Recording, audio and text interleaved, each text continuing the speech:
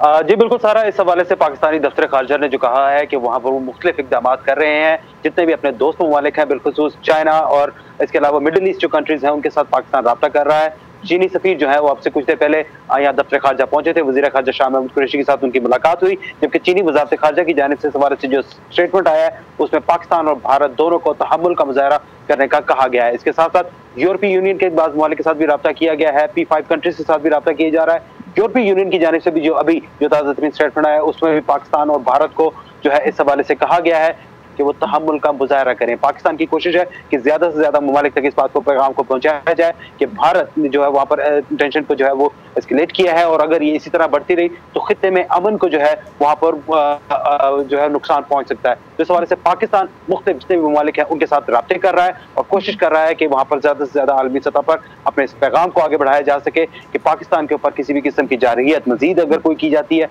तो पाकिस्तान इसमें रिएक्ट करने के लिए मजबूर होगा।